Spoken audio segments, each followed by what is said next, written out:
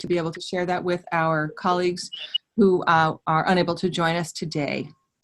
And it is with great pleasure that I would like to introduce our speakers who have generously offered to share their wisdom in a field that has really been very challenging for everyone on the line who has been implementing multi-payer primary care transformation, specifically looking at behavioral health integration and the evidence basis for this, which they have studied over many years and are going to share their wisdom. So with that, I'd like to take just a brief moment to introduce our speakers. Dr. Henry Harbin, MD, is a psychiatrist with over 40 years of experience in the behavioral health field and has held a number of senior positions in both the public and private sectors. He worked for 10 years in the public mental health system in Maryland in the 1980s, serving as the director of the state mental health authority for 3 of those years. Between 1994 and 2004, he was the CEO or chair of 2 national behavioral health companies, specifically Greenspring and Magellan. In 2002 and 2003, he served on the President's New Freedom Commission on Mental Health, including as the chair of the subcommittee for the interface between mental health and general medicine, which is, of course, the topic we are working on today, and all of you do in your work at home. In 2005, he was the co-chair of the National Business Group on Health's work group that produced the Employer's Guide to Behavioral Health Services, an important policy guide for large corporations. Since 2004, he's provided consulting services and assisted with the Parity Implementation Coalition and has advised the Kennedy Forum most recently. Dr. Michael Schoenbaum, PhD, is a senior advisor for mental health services, epidemiology and economics in Division of Services and Intervention Research at NIN. He received his PhD in economics from the University of Michigan, go blue. He conducts analyses of mental health burdens, service use and costs, intervention opportunities, and other policy-related issues. He works with public and private stakeholders to help increase the public health impact of NIMH-supported research. His research has focused particularly on the costs and benefits of interventions to improve health and healthcare, evaluated from the perspectives of patients, providers, payers, and society at large. So with that, I'd like to hand the mic over to our colleagues. Thank you, Lisa. This is Henry Harbin. Michael's going to go first in terms of disclosures for NIMH, and then he'll come back to me, and we would start on I guess go to the first slide. Michael? Yeah, this is an obligatory housekeeping slide. We have no conflict that we're aware of to disclose, but I'm obligated to emphasize that the comments I'm going to provide, and Henry's too, I guess, may not represent the views of the National Institute of Mental Health. With that, Henry's going to do the first half, and I'll do the second half, and we hope to have lots of time for questions. Thanks, Michael. So, Lisa, can we go to the, oh, great. Okay, so I'm going to talk, Michael and I today are going to talk a little bit about the nature of the problem, the extent, what are some of the causes or contributions, and some specific things that you all could do and we could do together that would improve outcomes in an area that's problematic. So as Lisa teed this up. So most of you are aware of the extent and nature of mental health and substance use disorders and their contribution to, of course, the patients and families, first of all, but also the healthcare costs, societal issues, etc. We do have a number of effective treatments. They don't help everybody, but they help a lot of people. But only, 20 to 25% of people actually get treatment in any one period of time. And that is a part of the problem that we have about why we have such problematic outcomes. We also have a limit on the number of specialty providers, psychologists, psychiatrists, social workers, etc. I think you all as health plans, run into this all the time in your networks, trying to recruit a sufficient number of specialists in the behavioral health world to, meet the needs of your clients. Even if we had no problems in recruitment, we still wouldn't have enough mental health and substance use specialists to address the problem, which is where the role of the general medical system, specifically primary care, comes in. So we're going to talk a lot about integration and how to do it.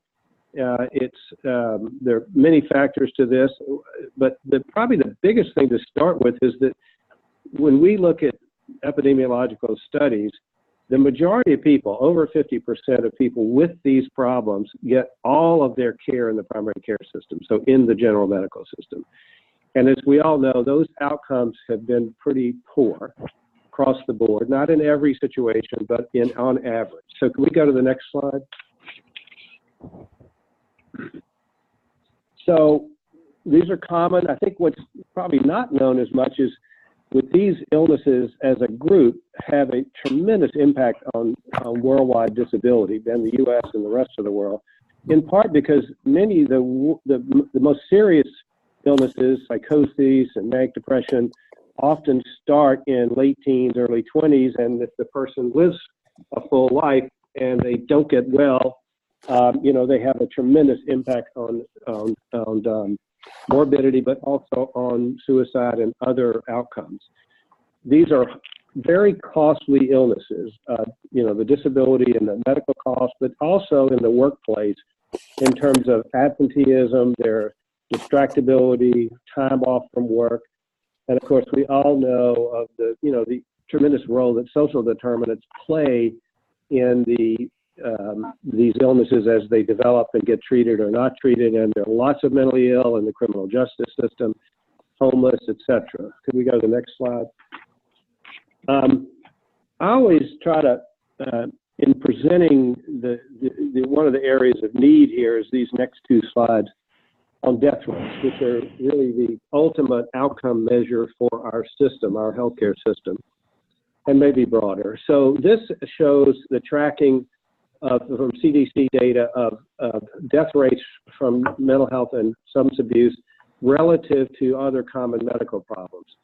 So you can see from 2004 to 2014, there's a striking disparity between the rate of suicide deaths going up during this period, cancer, diabetes, heart disease, all going down.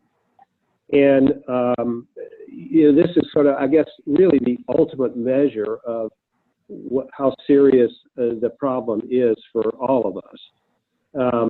The next slide shows the same thing, but when you throw in opiate deaths, you're seeing that this goes up and now to 200% in the negative direction compared to other common medical problems.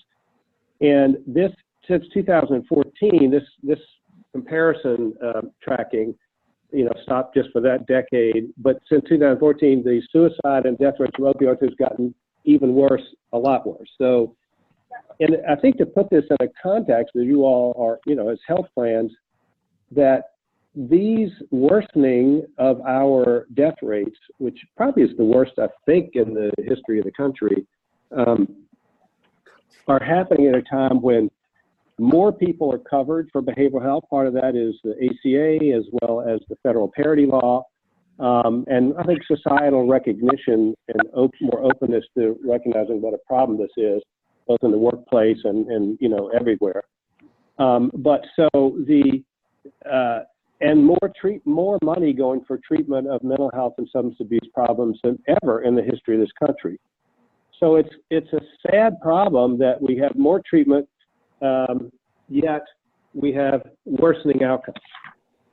Next slide. So the way I look at this report card of the ultimate outcome death rates is really sort of a statement that sort of every system, every part of the healthcare system contributes to this and has something to do to help solve it. So it's not just the insurance companies, it's providers, it's the patients themselves and their self-care, it's the employers play a role in this, and many of the advocacy and provider organizations in the behavioral health world that are at times not, I would say, pushing for the best solution to some of these problems. So it's a collective problem. So one of the particular things I think of interest to the health plans is the impact of mental health and substance abuse on medical costs. I worked with a lot of medical groups, and health plans over the years and the career I've had and still do in a lot of the policy and advocacy work that I do. And I generally find that many of the senior medical groups or senior health plans are aware of the impact of behavioral health conditions on medical costs, but it's not clear that folks recognize the full impact. So this slide is a snapshot. This is Milliman's work, and he updated this a couple of years ago, but this is pretty accurate. Shows that, you know, on the left side, you see commercial, Medicare, Medicaid, and all insurers, the percent of people with behavioral health diagnoses, and not surprisingly, Medicaid is the largest, but commercial is pretty high. So when you look at the next slide with the, you know, per member per month cost without a behavioral health diagnosis, so this is just your monthly run rate for medical costs, then you look at the next category, which is this, what happens to the total medical cost for each of the categories of insurers with any of these diagnoses. And as you can see, it goes up 200%, 300%, and more for an increase in the cost if you have these illnesses. One of the things, I don't have a slide on this, but Milliman has another slide up that is in a later study showing the relative impact of people with mild to moderate mental health, people with seriously mentally ill illnesses, and people with substance abuse. And a lot of people, I find in the general health sector, think that the more seriously mentally ill people, those with psychoses and others, are the biggest contributor to cost. But that's not accurate. The biggest contributor is substance use, if you have a substance use disorder. But the next biggest is people with mild to moderate mental illnesses. And I think the reason for this is that so many people with chronic medical problems have a comorbid psychiatric or substance abuse problem. And often those are not necessarily in the seriously mentally ill category, but they're mild and moderate, but they have an outsized impact on medical costs. And so I think when we look at this in the next couple of slides, to me, it's very clear that I don't think we're going to address our continuing to escalate medical cost problem without a greater and more effective investment in behavioral health, both within the general medical system and without. So Lisa, could we go to the next slide? So the next couple of slides just highlight, you know, the impact on your general medical costs. This is a slide showing the increased risk of a readmission if you have depression with any other diagnosis, so whether it's heart disease or cancer or whatever. So you can see your admission risk, and I know that some general hospitals, in trying to avoid the penalty for frequent readmissions on patients that are longer than the average, or shorter than the average, are actually hiring psychiatric social workers to do discharge planning for all of their medical patients because comorbid mental health and substance use disorders are so prominent in contributing to that readmission. We go to the next slide. So this one is just another way to show, this is a Medicaid, I think it's Medicaid, no it's not, sorry. This is no, I'm sorry, it is Medicaid data in Maryland, showing the increased bed inpatient admissions with and without mental health and substance abuse. So you can see in the last corridor, if you have both a mental health and substance use disorder, you're like many multiples higher on your likely to be readmitted or admitted. Hospital admission. Okay, can we go to the next one? So this is another slide showing how often people with common medical problems, we've already shown you how you have much, you know, a several 100% higher cost if you have a comorbid mental health, and it could be mild to moderate depression or anxiety, plus that chronic disease. This slide shows you how often these illnesses are not identified. As many of you know in the healthcare business, that, you know, most of the screening, if it happens at all, is happening in the general medical system, in ERs and pediatrics offices, primary care doctors' offices, and for the most part, which Michael is going to talk about some, standardized screening tools are not used, or no screening tools are used in the medical system often. This slide just shows you how often these treatable illnesses that are comorbid with medical problems are missed and undiagnosed. Okay, we're going to now shift to Michael, who's going to talk to them about what are some of the solutions that we've seen work that could address some of these problems. And then we'd like to open it up to you all to talk about, you know, what are you doing in this area? What's holding you back if there's an issue, and any questions you want to bring up. So, Michael? Yeah. So I'm actually going to start. Next slide, please. I'm going to start with one more slide that sort of characterizes where our starting point. And so one of the major factors underlying the results that Henry just presented is that we also have data documenting the poor state of current usual care for mental and behavioral health conditions. I was at RAND for 10 years before I came to NIMH, and my RAND colleague Beth McGlynn some years ago led a big study published in the New England Journal in which they reviewed the state of practice across the whole scope of medicine in the United States and across different segments of patient populations and so on. And broadly what they found was that for physical health conditions, about half the time when people went to the doctor, they got what they were, about half of people were getting what they were supposed to get, given the current state of clinical evidence. And that held true across a wide range of physical health problems and across a wide range of patient populations and care settings.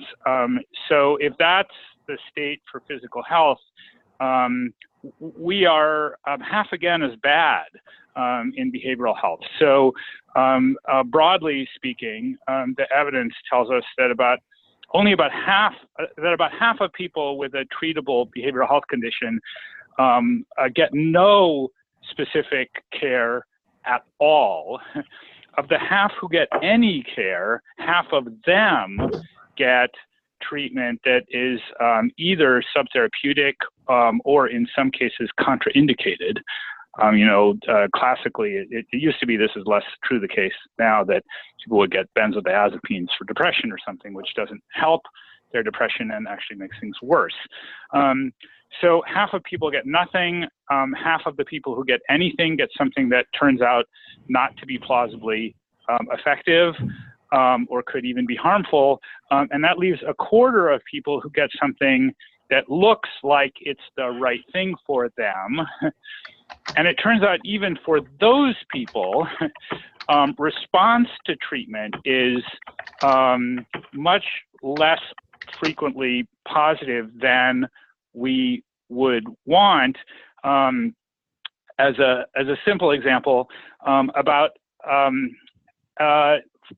half of patients respond to any given antidepressant medication, but about 80% of patients respond to one or another antidepressant medication.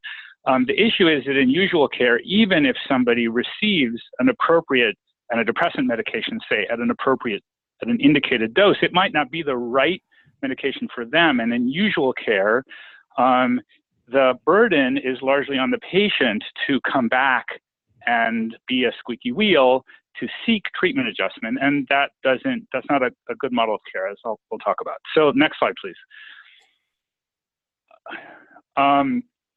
Okay, so in very broad terms, how do we move the needle in the right direction? So one obvious point, which I'll say from where I sit at the National Institute of Mental Health, is of course, we would like to have better treatments that are more effective, treatments that work faster. We are working on those things. I have colleagues who work on those things. We are all crossing our fingers and hoping that we are successful in those things. But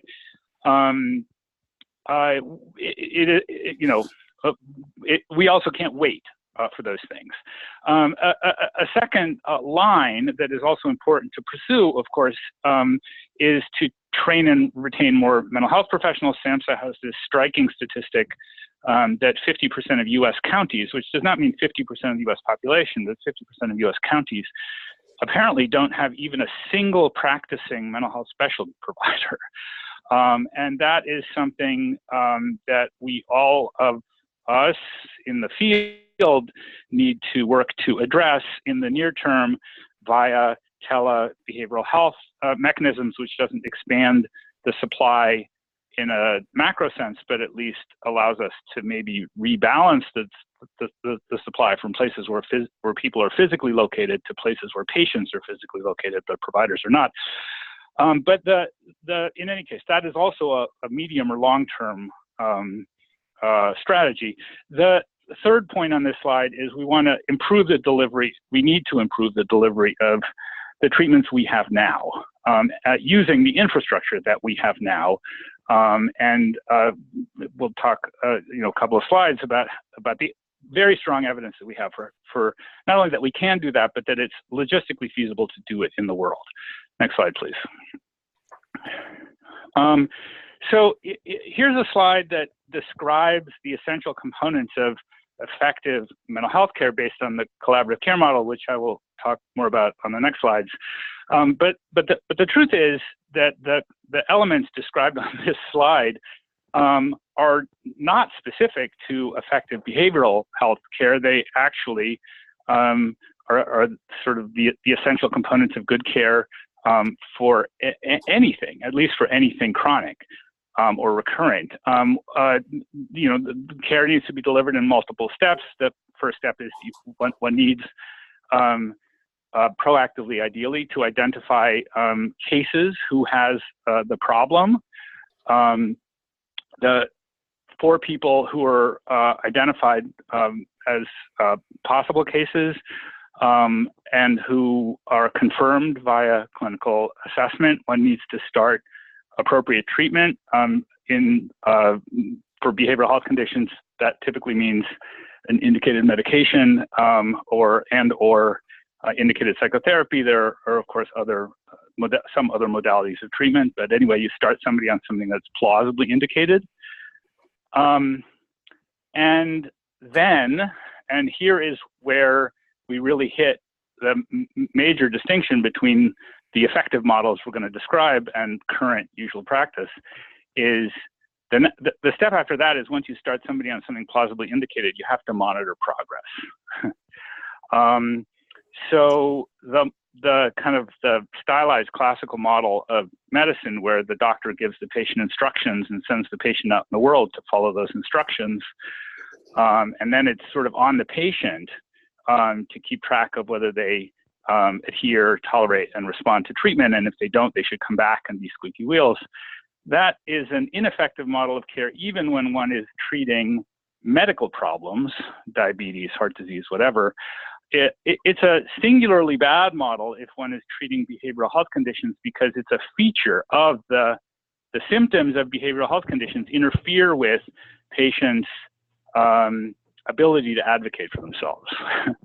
And so good care in this context consists of recurrent assessment of the patient's clinical progress, which is to say, are they able to adhere to the treatment plan? Do they tolerate the treatment that one has started them on?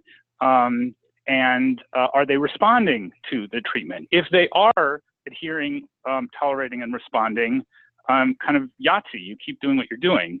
But next step, if they are not, if the patient isn't improving for whatever reason, then we need proactively to adjust treatment. And then the final step in this is accountability. So the same kinds of measurement associated with making sure that these different steps take place in the interaction between the clinical care system and the patient, those same things can be rolled up into at the level of the provider or the practice or the plan or the health system, whatever. can be rolled up into performance metrics that can be used for accountability, to target quality improvement, to create incentives and so on. Next slide, please. Now, so in a minute I'm going to talk about, I mentioned the collaborative care model. So what are effective, proven by evidence models of addressing behavioral health problems in primary care? But first I'm going to be a little bit impolitic, I guess, and talk about integration models that are not in and of themselves evidence-based. I think everybody agrees about the importance of integrating behavioral health in primary care. And in fact, in almost any primary care setting, if one asks, are you doing integration? Almost everybody will say, yes, we are integrating. But what they mean by that differs quite a lot, and the devil is in the details. So one thing that we have found that is not itself adequate is screening and case identification, unless one also takes steps to improve the processes of care for people who are identified as cases. NIMH actually funded a whole generation of trials some 20 or more years ago on depression screening and case identification. And there was a lot of face validity to the idea that compared with a situation in which one is not proactively screening, if one screens patients and identifies the positive screens to the treating clinician, that should improve patient outcomes. In fact, in practice, it did not. That's actually that is the literature. Those were the trials that led to the development of the collaborative care model, the evidence for which I'm getting to. As a second kind of model that does not, on the whole, move the needle is a model based on referral to specialty care. The evidence suggests that about 50% of primary care patients who are referred to a behavioral health specialty provider never make it even to the first appointment. So that in and of itself is not sufficient, not to mention, of course, that in many settings, there are no behavioral health specialty providers to refer patients to. One model that was designed to develop, to address the limitations of that refer people to somewhere else approach is the third item on this list, co-location of a behavioral health specialty provider in primary care practice. Now, for people who want and need treatment by a specialty behavioral health provider, co-location makes a lot of sense. It's, if nothing else, it really vastly improves the logistics. If the patient doesn't have to go across town, they can just go down the hall. And it may also improve communication back to the primary care provider because the behavioral health specialty provider is integrated into the practice. But what it does not do, and there is now some, or at least what it has not been shown to do, is move the needle, improve outcomes at the level of the patient panel in primary care. So for the panel of patients who are presenting in primary care with common mental health, with common behavioral health problems that warrant treatment, practices with a co-located behavioral health provider do not, on the whole, have better outcomes than unco-located practices. If the only steps they take to change the model of care are physical co-location. And again, that's the sort of impolitic thing, because there's a lot of co-location happening modally. When people say they are integrating, they often, I think, modally mean they are co-locating. And unfortunately, co-location by itself, absent these other steps of managing the workflow, proactively tracking patient progress, using patient registries and so on, doesn't move the needle. That actually gets me to the last point on the list, treatment without measurement. If one is not tracking patient progress, adjusting for people who are not progressing, there's just no, the other methods absent measurement don't improve patient outcomes consistently. Next slide, please. So this to collaborative care, and we mean collaborative care as a term of art, which is sort of unfortunate because, collaborative care sounds like plain English, and in fact, we mean it capital C, capital C. It is a specific model of treating behavioral health conditions in primary care. That the toolbox of treatments are, the model doesn't tinker with those. The treatments are the treatments, whatever we have available. What it does is change the way those treatments are delivered by adding two kinds of people and some technology, little t technology. So this is based in primary care. The treating clinician is the primary care provider. What the collaborative care model adds by way of personnel is it adds a care manager whose function includes patient education, facilitating initiation of an initial treatment plan, and then critically proactive monitoring of the patient for treatment adherence, tolerance, and response at specific intervals, and facilitation of reassessment and adjustment of the treatment plan for patients who are not able to, who don't adhere or don't tolerate or don't respond to whatever treatment one has started them on. So the behavioral care manager is one enhancement to usual care in collaborative care. The other is a psychiatric consultant, so a behavioral health specialty consultant, invariably working remotely, so not co-located in the practice. The role in a collaborative care model of the behavioral health consultant is to provide case consultation about the patient to the treatment team. It is not, with rare exceptions, to have direct contact with the patient. It's case review. In effect, it's kind of curbside consultation, except it's institutionalized curbside consultation with a contractual relationship between the primary care practice and the behavioral health consultant. So that's the second kind of personnel that gets added. And the third, I said technology, little t, is a patient registry. And again, that isn't capital R.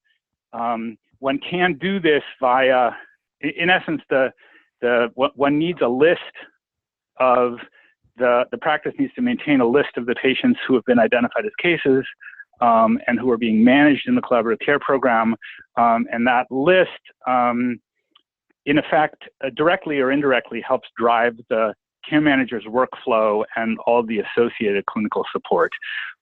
So one keeps track of the initial treatment plan, one keeps track of when a patient has been reassessed and what the progress has been. One keeps track of, for people who are progressing, you just hold the course. For people who are not progressing, you have to bring them in.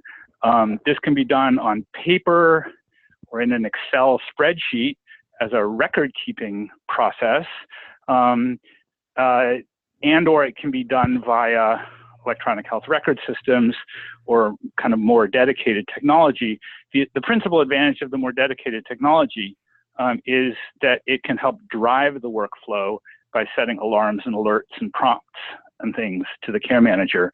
An Excel spreadsheet doesn't really set off bells that Mrs. Jones needs to be reassessed because it's been 3 weeks or 4 weeks or whatever since the last time that she was assessed, or that, and similarly, other kind of proactive mechanisms to help drive the workflow. But some form of that record, a patient management information system, is a core element of doing this. Next step. Next slide, please. So the good news, so Henry and I have been working on this stuff this is a literature that goes back about 20 years. Initially, the question was, can one go into primary care practices and do these things? The answer became yes. That answer of yes, it can be done, and yes, it improves patient outcomes across the whole spectrum of patient outcomes: physical health, mental health, work functioning, costs, keeps people out of the hospital, reduces suicidal ideation, wide role functioning, wide range of benefits compared to usual care. That's now been supported in 85 randomized control trials, give or take, across a very wide range of settings and patient populations and financing mechanisms and target conditions, and has also now been supported by large-scale implementations in multiple health systems. What was missing until a few years ago was corresponding CPT codes and associated insurance payments. So that changed starting with Medicare in January 2017. Medicare at that time introduced G codes, a set of G codes to support the core elements of the collaborative care model. At the beginning of 2018, those G codes transformed into CPT codes, which are listed on this slide. Medicare pays, and many commercial insurers are now paying on these CPT codes. In short, and we can talk about this more, the core elements, what these CPT codes are designed to do, they pay for a patient month of care. The billing provider is the primary care provider. The primary care provider contracts with or hires the care coordinator and a psychiatric consultant. The codes, there are three codes. The first code, 99492, pays for the first patient month in an episode. The second code pays for any additional month in an episode. And the third code, 99493, is actually an add-on code. So to build the first two codes in any patient month, the practice needs to document that they have furnished some defined minimum level of both care coordination and case consultation for patients who need relatively intensive management in a given month. That third code, 99493, provides is an add-on code. So once one has met the minimum criteria for billing the core code in a given month, at defined intervals of additional effort of care coordination and case consultation, one can additionally bill the add-on code and even multiple times in a given month, as long as one isn't counting any furnished effort twice, and as long as one is documenting that one is doing the work. The work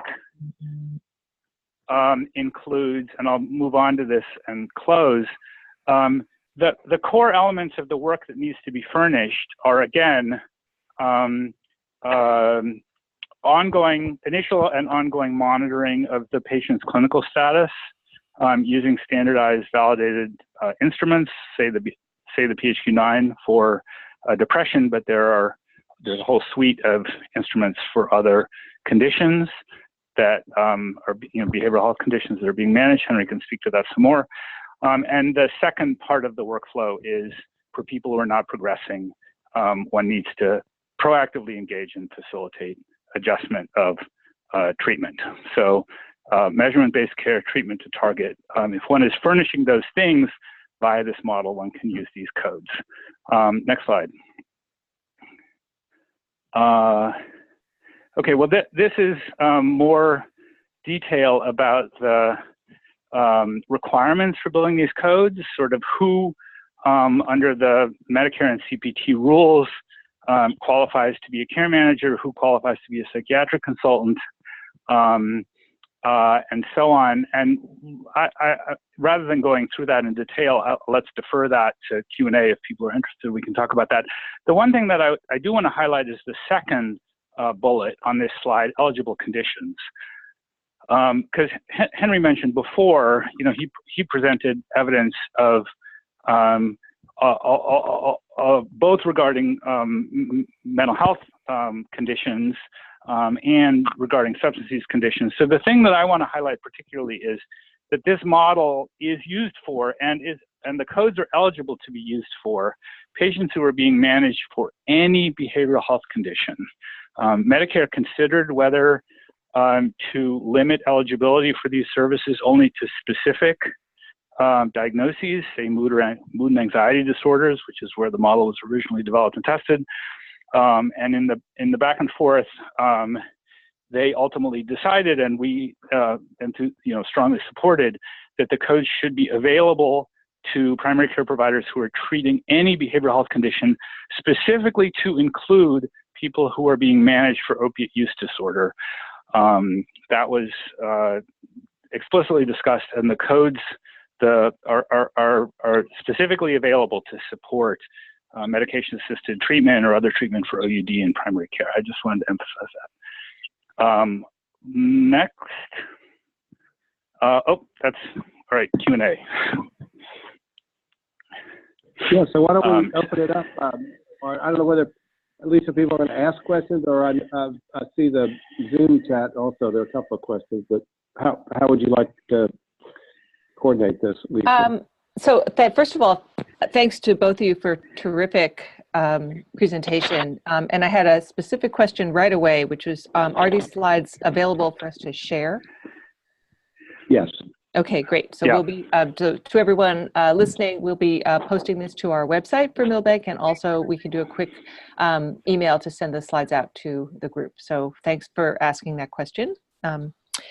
And I guess what I wanted to do was certainly just encourage people to ask questions as we go through this. We do have about 15 minutes left, which is terrific. And I will start with the two questions that came in on the chat function.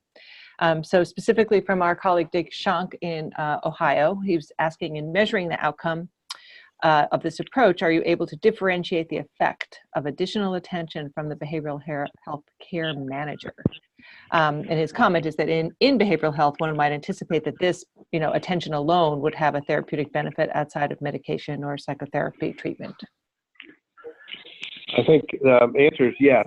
In these studies, the 80 plus randomized trials, 85. What was the conclusion was there were sort of three elements that made the difference in outcomes. One of those was using a quantified, standardized outcomes tool repeatedly that make treatment decisions. The second was the care manager. So, and the third was a consulting psychiatrist on the phone. But the behavioral care manager, absolutely, it's that, just as I've seen many of the data for chronic diseases, heart disease, etc., that additional person who could provide coordination, phone calls, communications outside of a face-to-face. And the main need for these new CPT codes that are out there now was the fact that there wasn't a way to pay for these virtual activities.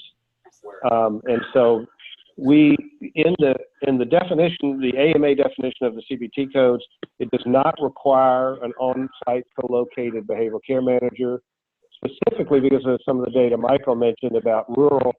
50% of the counties don't have a mental health professional or a substance use professional, and many others. And particularly for smaller practices, et cetera, they don't really need, and it's not really, a necessary to have a co-located behavioral health care manager or a therapist for that matter. So I'm gonna elaborate a little bit.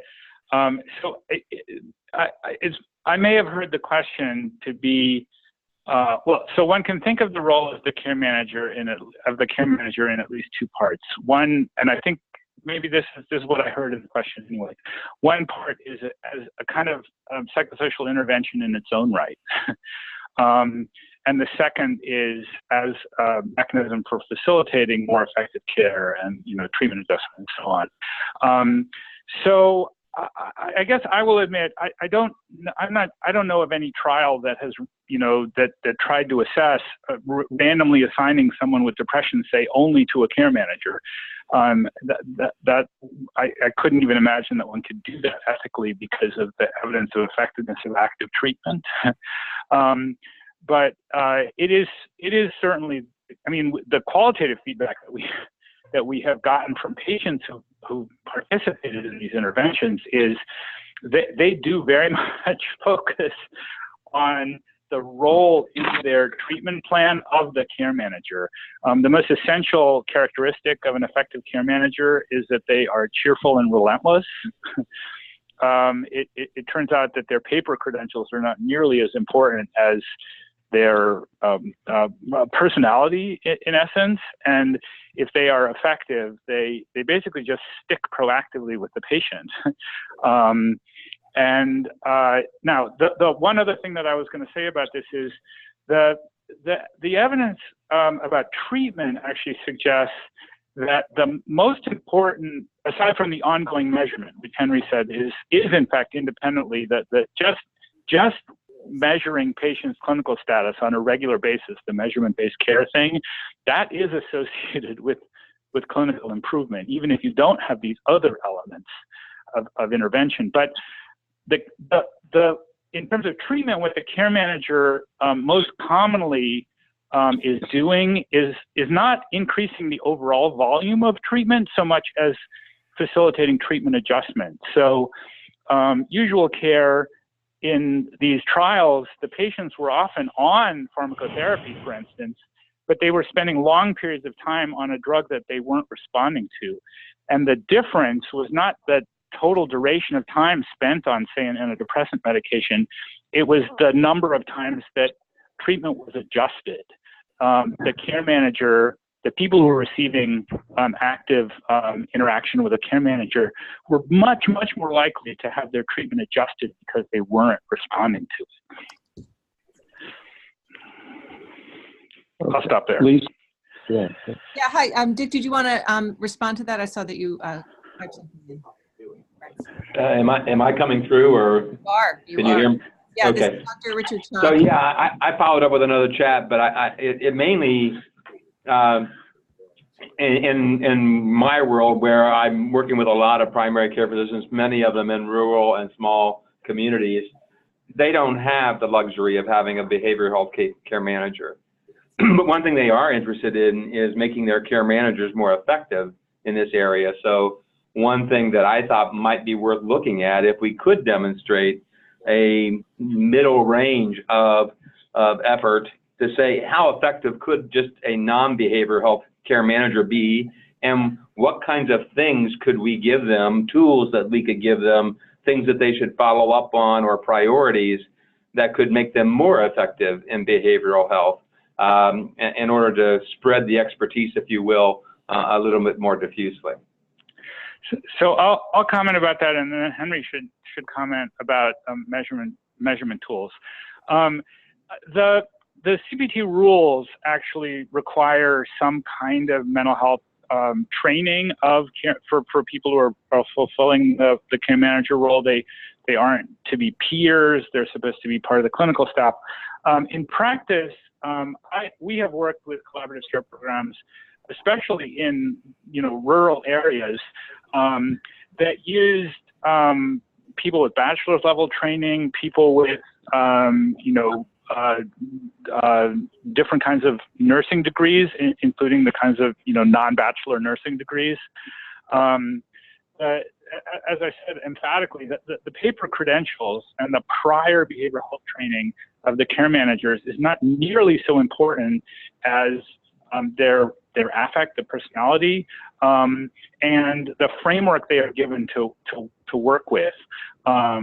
Cheerful, relentless, and then the thing that they need to do basically is follow this flow of checking on people's ability to adhere and tolerate the treatment they've been on, and to check with them if they're having trouble with those things, and then to administer standardized rating scales to check on their progress. So broadly, I would say that any care manager who is effective at working with people with diabetes or CHF or asthma or whatever other conditions y'all are managing, those people can readily work effectively in this role for people with behavioral health problems, as long as they're given the right tools.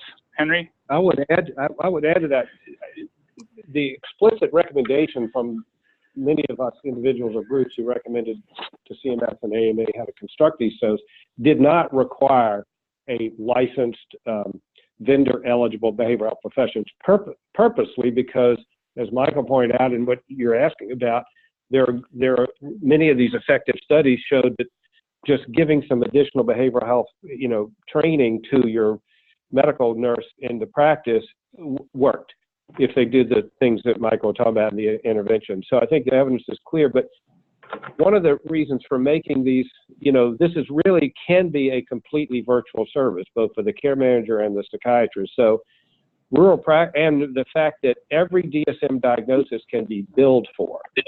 So if you've got a rural practice that has 10 or 15 or 20% of their patients and they're treating them with psychotropic drugs or some intervention, they could bill for, both the care manager and the psychiatrist by using these codes, or they could bill, there's one code just for the care manager. So it's really, the codes allow for you to get reimbursed for all of this additional management time, virtual or on-site, either one.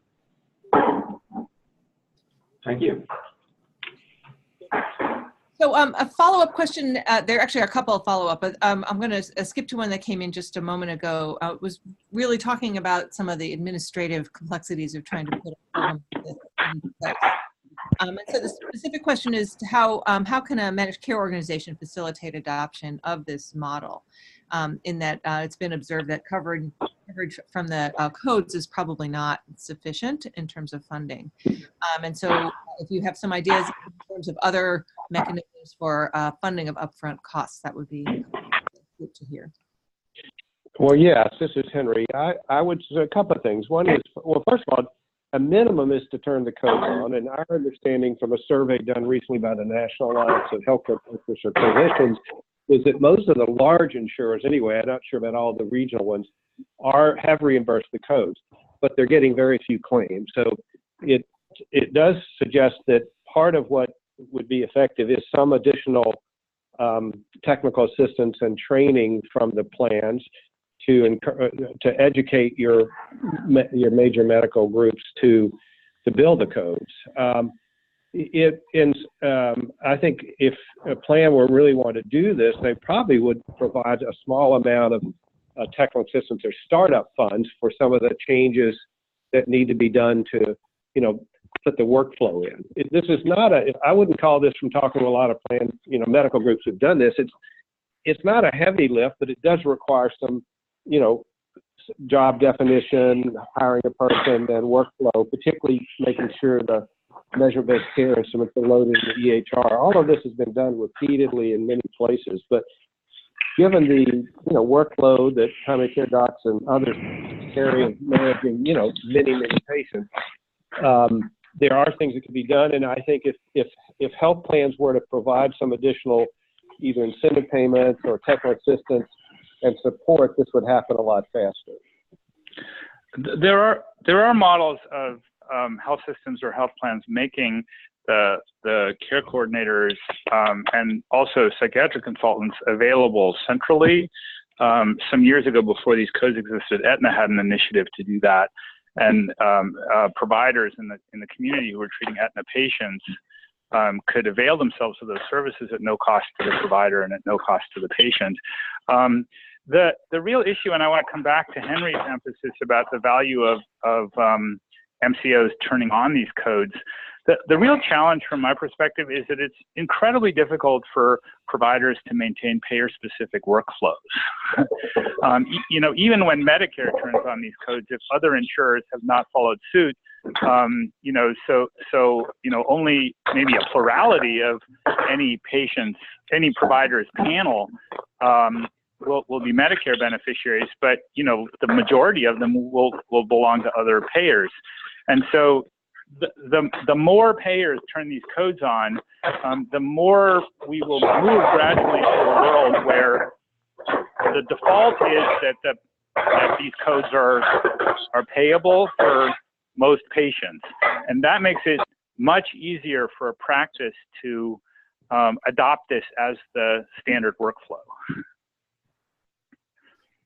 Thank you. I'm going to sort of ask one more administrative question that did come in around how important it is to have a behavioral health care manager co-located.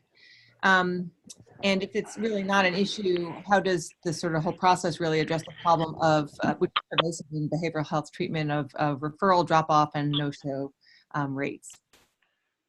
I think the answer is you don't have to be co-located. There are multiple randomized trials, particularly in rural areas, showing that you can get similar outcomes with a virtual person. I think there's partly an administrative convenience issue here, that if you're a large practice and you have a lot of patients, it might make sense to have the care manager co-located. It's not a requirement. I think this issue about co-location and Michael talked to him about this, has gotten very confusing out there. So there are different types of co-location. So many people prior to these codes, and still are doing it, would hire, and the CPC Plus program, level 2 for their behavioral criteria, kind of communicates this. It's a little confusing, but so a lot of people have hired a vendor-eligible master's level, mental social work psychiatrist or psychologist who treats patients in the primary care office. So there are definite advantages to that in terms of a handoff. The person comes there for their medical visit. They could also get therapy, etc. However, this is done in multiple ways. If this is done without a population-based approach, which is what the collaborative care model is, where all the patients are tracked that have these problems, and you get both some care management, you may get therapy. What happens a lot of times with the co-location of just the therapist is they fill up, they're busy seeing people, they're not able to do case management, care management on the other patients that they aren't seeing, and so the data that shows the impact, both financial and clinical, of this model is limited. So you get the warm handoff for those who are in therapy, but you miss all the others. So if you want to do both, make sure you're providing a registry and tracking the majority of the patients, and you're doing care management for them, and you have a therapist there that can see some of the people, face to face. That's great. But if you're only going to do one, only going to get a co-located therapist who just does therapy, you're not going to get the full impact of what all this data shows. So I'll add briefly, I completely concur with Henry. There are effective ways, it's been shown that there are effective ways to deliver these services using remotely located care managers. So if that is what is viable, an insurer can certainly turn the codes on that basis, and then providers can work with remotely located care managers. That's effective. Medicare didn't do it that way, just to be clear. The Medicare rules require that the care coordinator be available to see the patient face-to-face.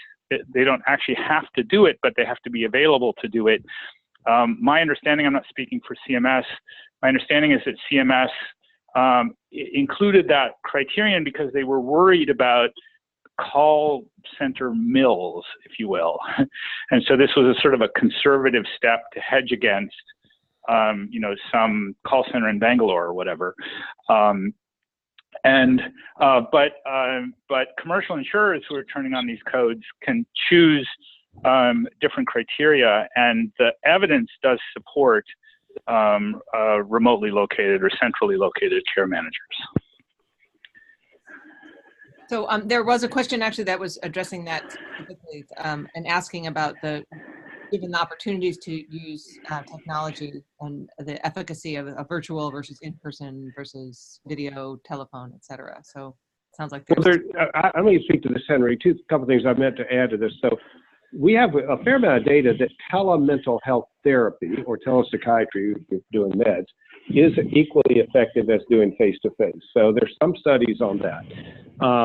And to go back to the earlier thing about the virtual versus on-site, one of the things that the a lot of the commercial insurers have done now, which I want to congratulate you all if you're on the phone, have really opened up and removed as many restrictions as possible for telepsychiatry and telemental health. And so you can get in many of these, United and Anthem and Aetna, you can get paid to see a therapist even in downtown DC or in Boston where there are lots of specialists, which I think is great because of the shortage of these specialties. But this also opens this up, for rural or hard to get to areas or areas that don't have many people or it's hard to recruit. So we've got good evidence that telemental health works effectively, and this can be packaged with, your care management program. Great. So we are pretty much at the end of the hour. In fact, it's exactly 1 o'clock. I want to thank our speakers for a really wonderful presentation.